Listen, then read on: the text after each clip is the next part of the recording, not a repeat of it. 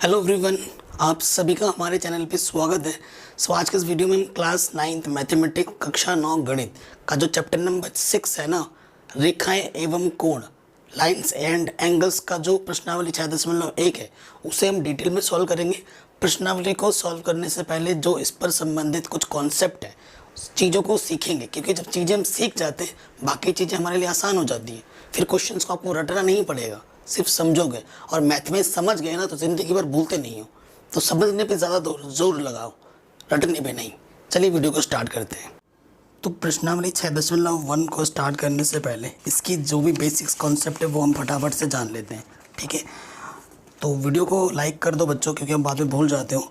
तो चलिए शुरू करते हैं मेन चीज़, ठीक है। पहले कॉन्सेप्ट सीखेंगे। मेरा हमेशा मानना है कि कॉन्सेप्ट इज द किंग, है ना।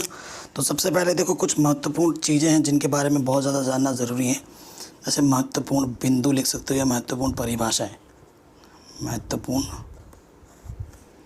परिभाषा ऐसे करके लिख देता हूँ। परिभाषा तो मैं नहीं लिखाऊंगा, मैं सिर्फ समझाऊंगा, ठीक है। और वहीं से आप परिभाषा खुद से बना सकते हैं, ठीक है। पहली जो चीज़ है वो है संरेख क्या होता है ना। और जो भी चीज़ मैं बता रहा हूँ बच्चों, संरेख बिंदु या फिर इसे संरेखी भी बोलते हैं। तो संरेख बिंदु क्या होता है? जब एक ही लाइन पे सारे बिंदु आ जाते हैं, जितने भी बिंदु बोलेगा, 3, 4, 5, 10, 1000 कुछ भी हो, जब एक ही लाइन पे सारे बिंदु आ जाएं तो उसे, उन बिंदुओं को हम क्या बोलेंगे? संरेखी बिंदु या संरेख बिंदु, ठीक है। यह ध्यान रखना है। नंबर 2, संगामी रेखाएं, ठीक है। संगामी रेखाएं क्या हैं ये जान लीजिए। संगामी रेखाएं क्या होती है ना, जैसे कि 3 लाइन होगी, लाइन समझते हैं ना, ऐसी रेखा। अगर 3 रेखा हैं, 1 2 3 रेखा जब एक ही बिंदु पे कट कर दी, 3 या 3 से ज़्यादा, मैंने 3 ली तो यहाँ पर कट कर दी है, 4 ले ली। 3 या 3 से ज़्यादा रेखाएं जब एक ही बिंदु पर कट करती हैं, ये देखो एक ही बिंदु पे इसने कट की, तो ये सभी रेखाएं आपस में क्या कहलाएंगी? संगामी रेखाएं। कोई दिक्कत नहीं होगी, ठीक है। अगला जो बिंदु मैं बस समझाना चाहूँगा, हाँ, संगामी रेखाएं हो गई प्रतिच्छेदी, प्रतिच्छेदी रेखाएं। ये क्या मतलब? प्रतिच्छेदित मतलब इंटरसेक्ट इंग्लिश में। जब 2 रेखाएं एक बिंदु पे कट करती हैं, एक बिंदु पे प्रतिच्छेद करती हैं, ठीक है, प्रतिच्छेद बिंदु को ओ बोल दिया, तो ये प्रतिच्छेदी रेखाएं कहलाएंगी दोनों, ठीक है। उसके बाद समांतर रेखाएं,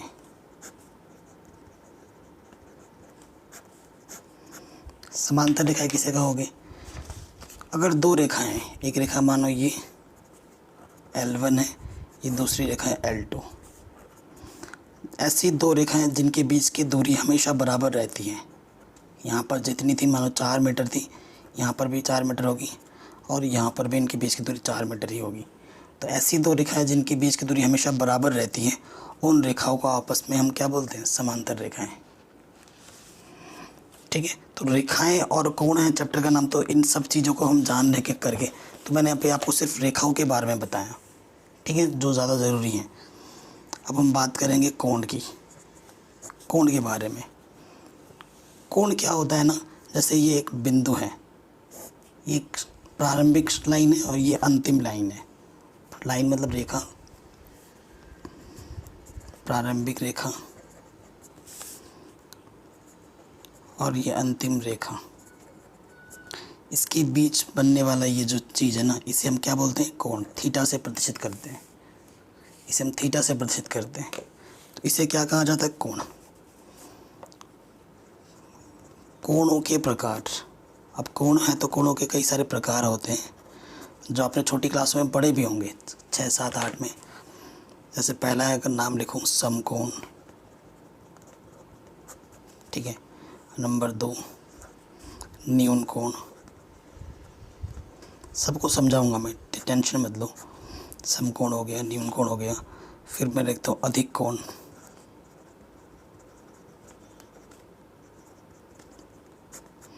ठीक है, अधिक कोण। फिर सरल कोण,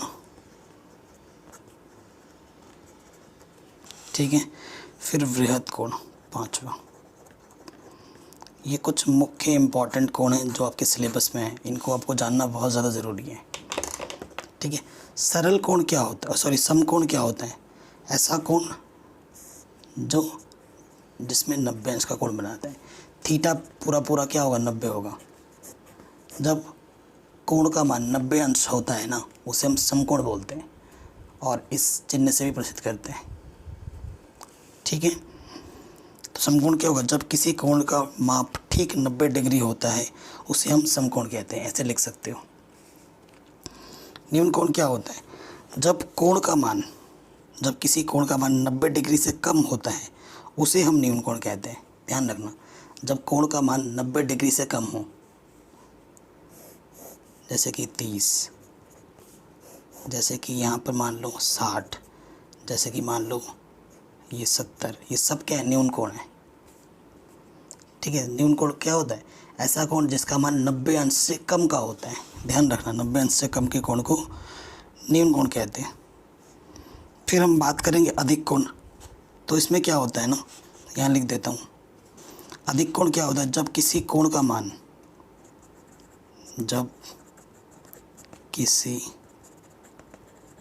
का मान 90 से अधिक व 180 से कम हो, उसे अधिक कोण कहते हैं। ऐसे लिख दो प्रॉपर। न्यून कोण क्या होता है? जब थीटा का मान 90 डिग्री से कम हो तो उसे न्यून कोण कहते हैं। 90 से अधिक हो, यानी कि 90 से अधिक हो तो जैसे मैंने ये बना दिया, ये है 110 मान लो, तो ये क्या है? अधिक कोण है। जैसे ये 150 मान लो, ये क्या है? अधिक कोण। 90 से बड़ा होना चाहिए और 180 से कम होना चाहिए, उसे हम बोलेंगे अधिक कोण। सरल कोण क्या होता है? 180 का कोण, एकदम एग्जैक्टली थीटा का मान क्या होगा? 180। सरल कोण मतलब एक सरल रेखा बनेगी। उसके बाद वृहद कोण क्या होता है? थीटा का मान 180 से अधिक व 360 से कम हो। जब कोण का मान 180 से ज़्यादा हो और 360 से कम हो, जैसे कि सपोज़ करो ये मान लिया, ये वाला जो कोण है वो 270 है, या फिर ये वाला मान लो कि ये 190 है, तो ये सारे कोण क्या होंगे? वृहद कोण होंगे। ठीक है। जो कि 180 से ज़्यादा हो और किससे? और 360 से कम हो, उसे हम ये बोलते हैं क्या? वृहद कोण। कोणों के बारे में भी समझ गए। अब और एक चीज़ जान लो, जैसे कि पूरक कोण, ये भी जानना बहुत ज़रूरी है। पूरक कोण क्या होते हैं? पूरक कोण को अंग्रेजी में बोलते हैं कॉम्प्लीमेंट्री एंगल्स। ठीक है। पूरक कोण क्या है? जैसे कि ये मान लो ये θ1 है, ये मेरा θ2 है। जब दो कोणों को जोड़ने पर 90 डिग्री आएगा, जब दोनों कोणों को जोड़ने पर 90 डिग्री आएगा ना, तो इन दोनों कोणों को हम क्या बोलेंगे? पूरक कोण। ठीक है। तो ये दो कोण आपस में क्या होंगे? पूरक कोण। अगला आता है समपूरक कोण। समपूरक कोण, ठीक है। इसमें क्या होता है? सपोज करो ये θ1 है, ये θ2 है। जब दो एंगल को जोड़ने पर 180 डिग्री आएगा ना, तब इन दोनों एंगलों को क्या बोला जाएगा? समपूरक कोण। ठीक है। जब दो कोणों को जोड़ने पर 180 अंश हमें मिलता है तो उन दोनों कोणों को हम समपूरक कोण कहते हैं। ठीक है। ये भी पता चल गया। और एक चीज़ जान लो, आसन्न कोण क्या होता है? आसन्न कोण को अंग्रेजी में बोलते हैं एडजेसेंट एंगल्स, मतलब जुड़े हुए। आसन्न का मतलब जुड़ा हुआ। जैसे कि ये और ये मान लो ये L है, ये M है, ये N है, ये θ1 है, ये θ2 है मान लिए। देखो थीटा 1 और थीटा 2 बनाने के लिए ये वाला जो है ना, ये दोनों में है, इधर इसमें भी आ रहा है, इसमें भी आ रहा है, इसके साथ ये अटैच है। तो ये जो थीटा 1 और थीटा 2 है ना, वो आपस में क्या है, आसन्न कोण है, जुड़े हुए कोण है। ठीक है, जुड़े हुए कोण है। ठीक, अगला कुछ इम्पोर्टेंट आपको रिजल्ट बताना ज़रूरी है, जैसे कि रैखिक युग्म। रैखिक युग्म क्या होता है? ठीक है, रैखिक युग्म क्या होता है? जैसे ये एक लाइन है, ठीक है, यहाँ पर एक बिंदु का नाम यहाँ O बोलो, इधर मान लो ये P है, ये Q है, ये R है। ठीक है, ये थीटा 1 मान लेते हैं और इधर थीटा 2। तो रैखिक युग्म में क्या होता है ना, रैखिक युग्म में थीटा 1 और थीटा 2 को जब हम जोड़ेंगे तो कितना आएगा, 180। रैखिक मतलब रेखा, और एक रेखा में कितने का कोण बनता है, 180 का कोण बनता है, ये आप जानते हैं। ठीक है, एक और गुण लिख सकते हो आप, जब दो सीधी रेखा आपस में यूँ कटती हैं, जब दो सीधी रेखा आपस में कटती हैं तो शीर्षाभिमुख कोण बराबर होते हैं। ये वाला कोण इस वाले कोण के बराबर होगा और ये वाला कोण इस वाले कोण के बराबर होगा। आमने सामने के जो शीर्षाभिमुख कोण है ना, बराबर होते हैं जब दो सीधी रेखा आपस में कटेंगी।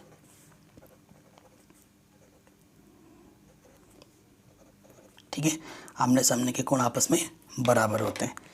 इन सब चीज़ों को हमें जानना बहुत ज़रूरी है। मैंने आपको सब बता दिया है, जो जो चीज़ें हमें चाहिए थी वो मैंने आपके साथ सब कुछ शेयर कर दिया है।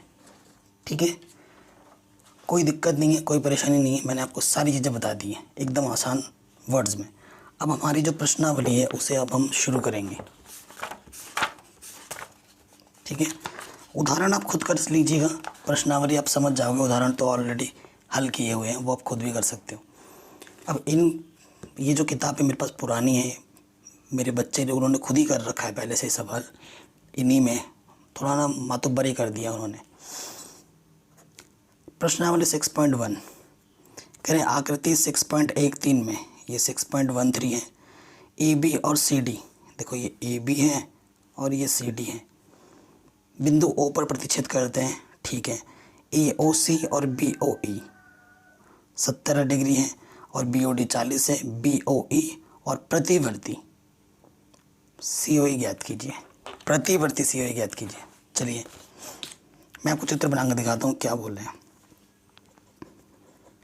प्रश्नावली हमारी कितनी है, ये 6.1, क्लास 9th मैथमेटिक्स, प्रश्नावली 6.1। ठीक है, इनको हमें करना है। चलिए शुरू करते हैं। तो मैं आपको चित्र बना कर दिखाता हूँ। ये गया, ये गया, ये, क्योंकि इसमें हौच पौच है ना, मैं आपको चित्र प्रॉपर बना के समझाता हूँ, वो ज़्यादा ज़रूरी है। बाकी सभी चैप्टर बच्चों मैंने करा रखे हैं, लिंक्स मिलेंगे आपको डिस्क्रिप्शन पे, और प्लेलिस्ट ज़रूर चेक करें। ठीक है, ये है, हमें दिया क्या है,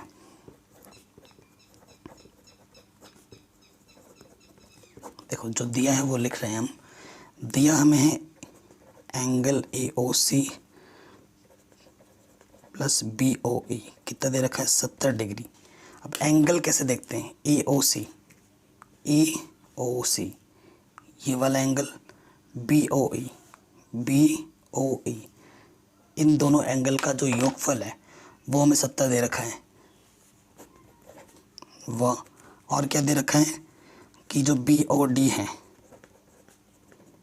वो हमें दे रखा है 40। देखो बी ओ डी ये हमें दे रखा है 40 डिग्री। ठीक है, ओके। चूंकि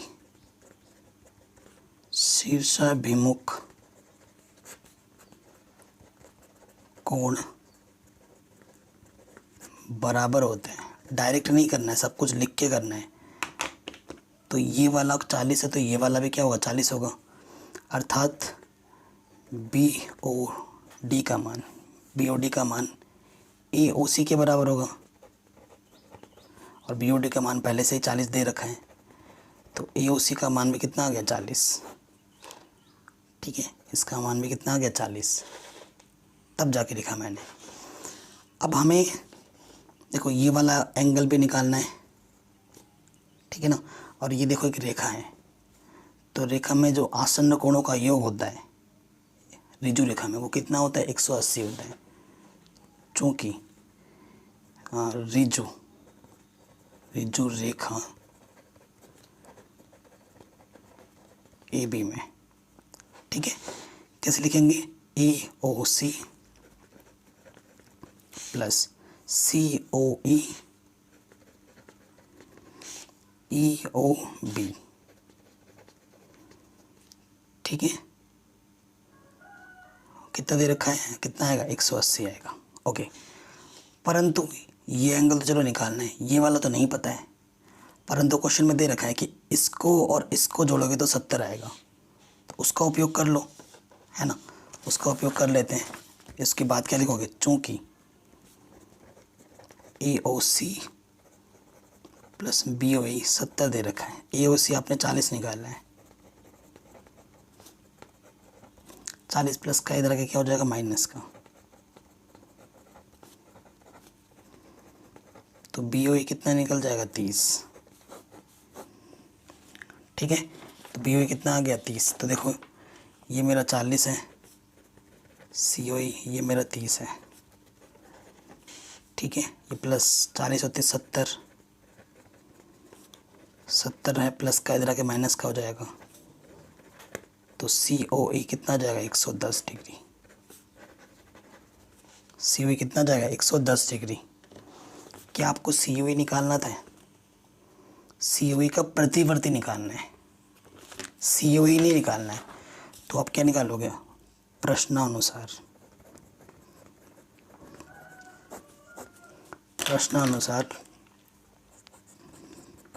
प्रतिवर्ती COE।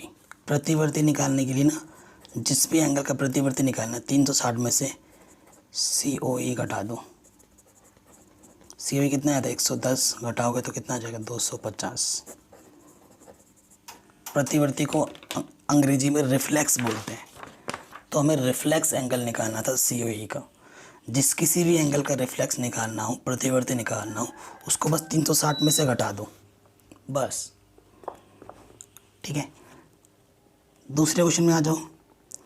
कह रहे हैं ये आकृति 6.4 है, 1/4 है, MN बिंदु O पर प्रतिच्छेद करती है।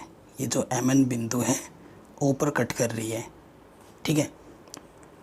POY 90 दे रखा है, ये 90 है, और AB का जो अनुपात दे रखा है वो 2:3 दे रखा है, ठीक है। तो हमें C का मान ज्ञात करना है। बहुत ही ज़बरदस्त क्वेश्चन है और इजी क्वेश्चन है, इम्पोर्टेंट भी है। मैं आपको चित्र बना देता हूँ। गड़बड़ कर दिया क्या, ठीक है। इधर अपन का 90 डिग्री है, ठीक। चित्र मैंने गड़बड़ कर दिया भाई, हो गई गड़बड़ हमसे। ये हम चित्र बनाने में ये हैं, हाँ अब सही बना है। ये मेरा M है, ये मेरा P है, ये मेरा X है, ये मेरा Y है, ये मेरा N है, ये मेरा O है, ये मेरा C है, ये मेरा B है, ये मेरा A, और यहाँ से यहाँ तक कितना है 90 डिग्री है। चिन्ह है होता है 90 अंश का चिन्ह यही होता है। देखो क्वेश्चन नंबर दूसरा ही हमारा क्या दिया है वो लिख लो। दिया क्या है कि जो एंगल POY है वो हमें 90 डिग्री दे रखा है। देखो POY ये 90 अंश ऑलरेडी दे रखा है। फिर हमें क्या दे रखा है कि A/B हमें दे रखा है 2:3। तो यहाँ लिख देना माना अनुपात जब भी हो 2x और B क्या हो जाएगा 3x। आपको x निकालना है। देखो अगर ये 90 है तो इस तरफ भी तो 90 होगा, क्योंकि ये क्या है एक सरल रेखा है। चूंकि रिजु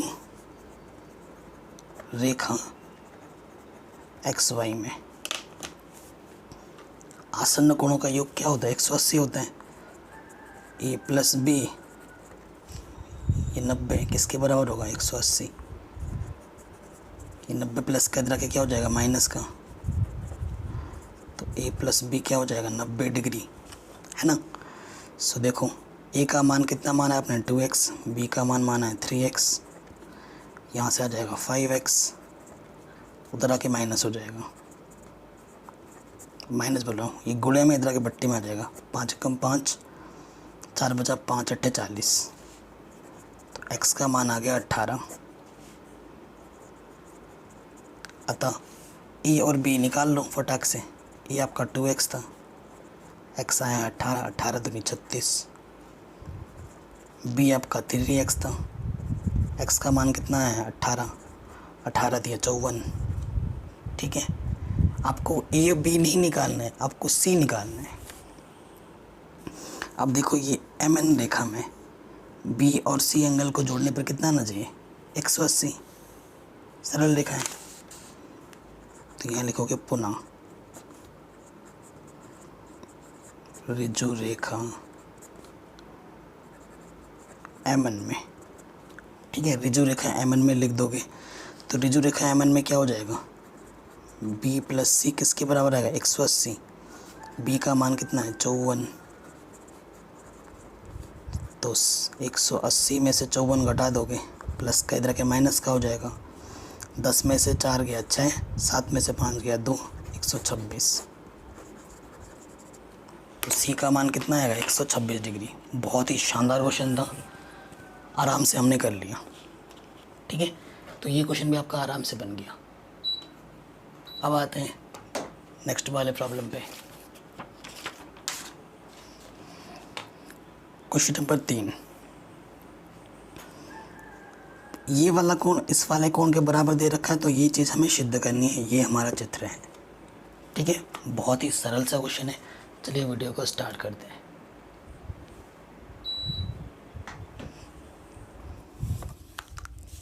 तीसरा क्वेश्चन, देखो चित्र बना लेता हूँ मैं। ठीक है, ये मेरा Q है, ये मेरा R है, इधर बड़ा हो T, इधर ये S पड़ा हुआ है और यहाँ पर P है। ठीक है, दिया क्या है, दिया है PQ के बराबर। जहाँ ज़रूरत पड़ेगी ये हम यूज़ करेंगे।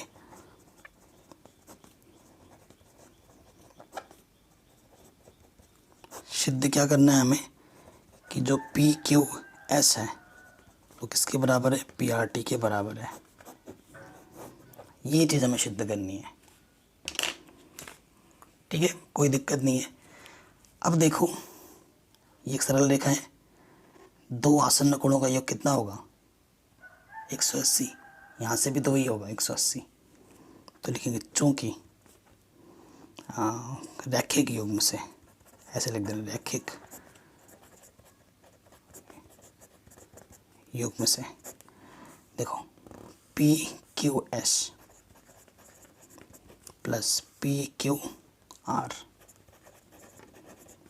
कितना आएगा 180 डिग्री। फिर से देखो PRQ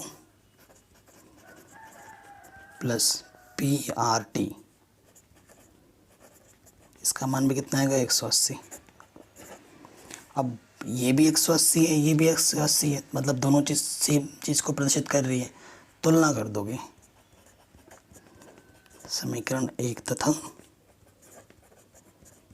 2 से, ये चीज़ इसके बराबर ले लो, PQS PQR किसके बराबर हो जाएगा, PRQ प्लस PRT। PQS कहाँ है, ये चाहिए, PRT ये चाहिए, ये दो अपन को नहीं चाहिए। ठीक है, बट PQR की जगह पर आप PRQ लिख सकते हो समीकरण 1 से। ये तो चाहिए, इसको वैसे का वैसे रखो। PQR की जगह पर हम रख सकते हैं PRQ, यहाँ पर भी PRQ है और इधर है PRT। दोनों तरफ समान चीज़ होने पर कट जाता है, प्लस प्लस का सेम चीज़ें कट गए। यहाँ से क्या बचा PQS, इधर से बचा PRT। Hence proved. यही आपको सिद्ध करना था। ठीक है, किसी भी क्वेश्चन में कोई भी डाउट हो वीडियो को एक बार दोबारा से देखो। ठीक है, जब एक एक स्टेप समझो तभी आगे बढ़ो। ठीक है, जब तक समझ में नहीं आता कुछ भी तब तक आगे नहीं बढ़ना है। ये क्वेश्चन भी हो गया। अगले क्वेश्चन में आ जाओ। कह रहे हैं अगर आकृति 6.16 ये आकृति है, x plus Y Y plus Z है, तो सिद्ध कीजिए कि ए ओ बी एक रेखा है। ए ओ बी रेखा का मतलब क्या होता है? अगर कोणों का योगफल तुम 180 दिखा दे रहे हो तो इसका सीधा सा मतलब है कि वो बच्चा क्या है? रेखा है। तो वो बच्चों क्या है? रेखा है। अगर सीधा सीधा यही मतलब हो जाएगा।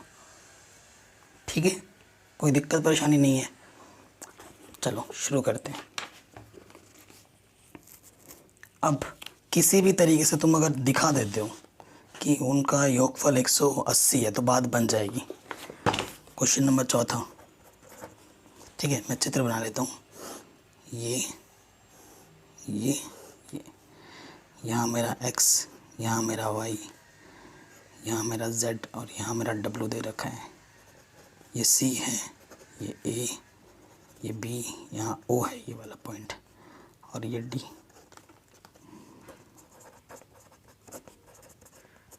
दिया है x plus Y w plus Z के इक्वल दे रखा है। ठीक है, जहाँ ज़रूरत पड़ेगी हम इसका यूज़ कर लेंगे। हमें सिद्ध क्या करना है? सिद्ध करना है ए ओ बी रेखा है। यानी कि अगर तुम x प्लस वाई को 180 दिखा देते हो तो ऑटोमेटिकली एक रेखा हो जाएगी, क्योंकि जब दो कोणों का योग 180 आता है तो वो लाइन ही होगी, वो सीधी रेखा ही होगी। ये अपन को सिद्ध करना है।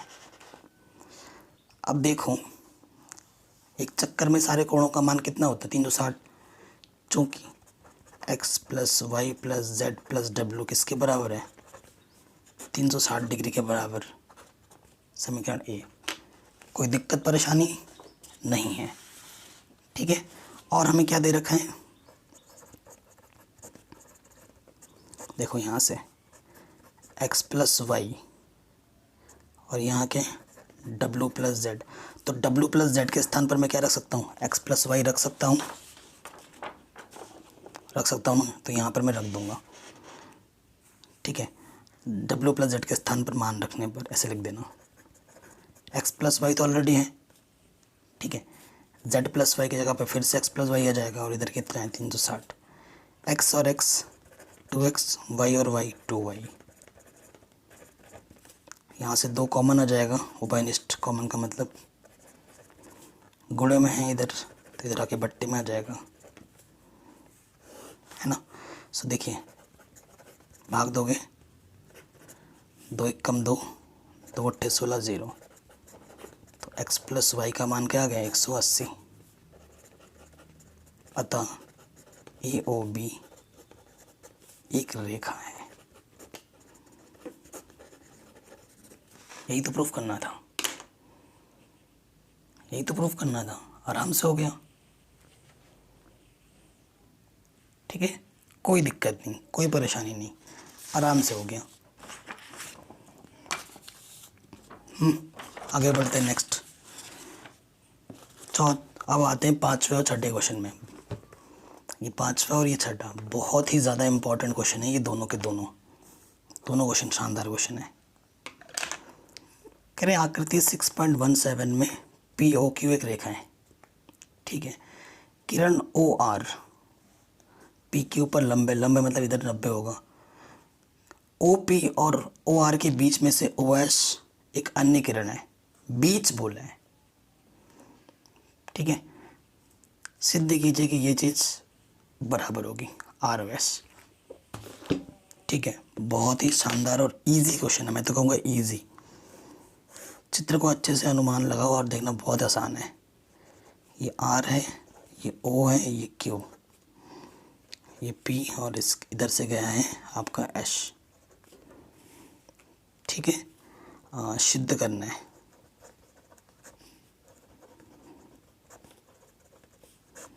सिद्ध जो करना है वो हम लिख लेते हैं। क्या सिद्ध करना है? R O S 1/2 Q O S P O S. ठीक है, ये अपन को सिद्ध करना है। तो ये इसको हमें समीकरण नहीं मानेंगे, इसे तो हमें सिद्ध ही करना है। ठीक, कोई दिक्कत नहीं, कोई परेशानी नहीं। अब देखिए आर ओ एस है ना, आर ओ एस का आर ओ एस, इस कोण के लिए बात करनी है। चूंकि देखो आर ओ एस को हम कैसे लिख सकते हैं, आर ओ एस हम कैसे निकाल सकते हैं, जब इस पूरे में से इसको घटा दोगे, इस पूरे में से जब इस वाले को घटा दोगे तभी निकलेगा आर ओ एस पूरे में से। यानी कि ऐसे लिख सकते हो पी ओ आर माइनस किसको, पी ओ एस।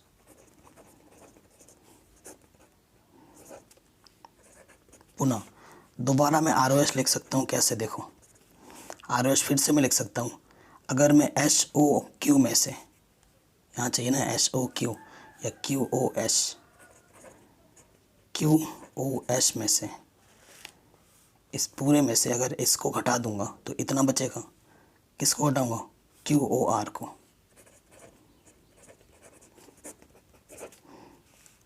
ठीक है, अब ध्यान से देखना, बट्टे में इधर आके क्या हो जाएगा, गुणे में 2 RS कैसे आएगा, जब इसको और इसको जोड़ोगे तो मैं क्या करूँगा, समीकरण 1 प्लस समीकरण 2, R O S plus R O S 2 RS, ये वाला पी ओ आर माइनस के पी ओ एस प्लस का क्यू ओ एस माइनस के क्यू ओ आर, ये चीज़ आ गई। अब आप ध्यान से देखना, अगर यहाँ से लेकर यहाँ तक 90 है तो यहाँ से लेकर यहाँ तक भी तो 90 है। चूँकि इसका मतलब है आर ओ क्यू या क्यू ओ आर किसके बराबर है, आर ओ पी। ठीक है, या पी ओ आर जो लिखना चाहो, ये दोनों कोण आपस में बराबर है और किसके बराबर है, 90 के बराबर है। ठीक है, क्यू ओ आर कहाँ है देखो, हाँ पी ओ आर ये हो गया और क्यू ओ आर ये हो गया। देखो ये प्लस का ये माइनस का दोनों बराबर हैं, कट जाएंगे। तो यहाँ से क्या बचा, प्लस का क्यू ओ एस और माइनस का पी ओ एस। यहाँ 2 गुणे में है, इसके आगे बट्टे में लग गया, यहाँ आ गया आर ओ एस बचा। यही प्रूफ करना था, यही प्रूफ करना था। आराम से हो गया। आपसे मैं रिक्वेस्ट करूँगा कि किसी भी पॉइंट पे थोड़ा सा भी डाउट हो तो वीडियो को एक बार दोबारा देखो, आप आराम से कर लोगे। ठीक है, ये क्वेश्चन भी हो गया। अब आते हैं नेक्स्ट क्वेश्चन नंबर 6 में, last question. Please guys subscribe ज़रूर करके अपना प्यार ज़रूर देना। ठीक है, कह रहे यह दिया है कि XYZ 64 डिग्री है, XY को बिंदु P तक बढ़ाया गया है। दी गई सूचना से एक आकृति खींची है, चित्र नहीं दे रखा है, आपको चित्र खुद बनाना है। यदि किरण YQ ZYP को समद्विभाजित करती है तो कोण XYQ और प्रतिवर्ती QYP के मान ज्ञात कीजिए। ठीक है, जो बोल रहे हैं उसके आधार पर चित्र बनाते हैं। क्या बोल रहे हैं, दिया है XYZ। ठीक है, हम एक चित्र बनाएंगे XYZ।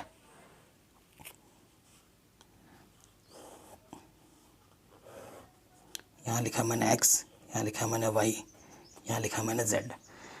ठीक है, XYZ कितना दे रखा है, 64 दे रखा है। फिर क्या बोला, दी गई सूचना से एक आकृति, यदि XY को P बिंदु तक बढ़ाना है, ये XY है, इसको P बिंदु तक बढ़ाना है, P बिंदु तक बढ़ा दिया। ठीक है, फिर क्या बोल रहे हैं, YQ, ये Y है मतलब Q कोई रेखा है कि यहाँ से YQ रेखा ZYP को समद्विभाजित करती है, मतलब बीचों बीच से बांटती है। YQ रेखा इस एंगल को 2 हिस्सों में बांटती है, मतलब यहाँ पर अगर X होगा तो यहाँ पर भी क्या होगा, X होगा। समद्विभाजित करती है, तो अगर ये X कोण है तो बच्चा ये भी X कोण होगा। ठीक है, तो x पहले निकाल लेते हैं, चूंकि रिजु रेखा पी वाई एक्स में एक्स एक्स यानी कि 2x प्लस 64 किसके बराबर होगा 180, प्लस के तरह के माइनस करोगे 10 में से 4 घटाओगे 6, 8, 7 में से 116 बचेगा, 2 पंजे 10, 2 ठीक है 2 पंजे 10, 2 अट्ठे 16, 58 आ गया x का मान 58। तो हमसे क्या बोला था, किसके मान निकालो, एक्स वाई क्यू मतलब यहाँ से लेकर यहाँ तक निकालना है। एक्स वाई क्यू क्या होगा, x प्लस 64, तो x कितना है मेरा 58 और ये 64, जोड़ो 8 और 4 12, हासिल लगा 1, 6 5 11 और 1 12, तो पहला आंसर आ गया 112। फिर क्या बोल रहा है, क्यू वाई पी यानी कि x 58, उसका क्या निकालना है, प्रतिवर्ती क्यू वाई पी यानी कि 360 में से आपको x को घटा देना है, प्रतिवर्ती की निकालनी 360 में से माइनस करते हैं, कितना है 58 घटा दो, तो यहाँ से 2, ठीक है, इसने हासिल दिया था 5 में से 5 गया 0 और ये 302, आंसर कितना आ जाएगा 302। तो इस तरीके से ये प्रश्नावली हमने आराम से पूरी सरल तरीके से कर ली। आशा करता हूँ आपको समझ में ज़रूर आया होगा। वीडियो को लाइक शेयर करके अपना प्यार ज़रूर दें, कमेंट करके ज़रूर बताएं आपको वीडियो कैसी लगी है और नेक्स्ट वीडियो आपको किस टॉपिक की चाहिए। क्लास 9, 10, 11, 12 की मैथमेटिक्स चैनल पर ऑलरेडी कंप्लीट है।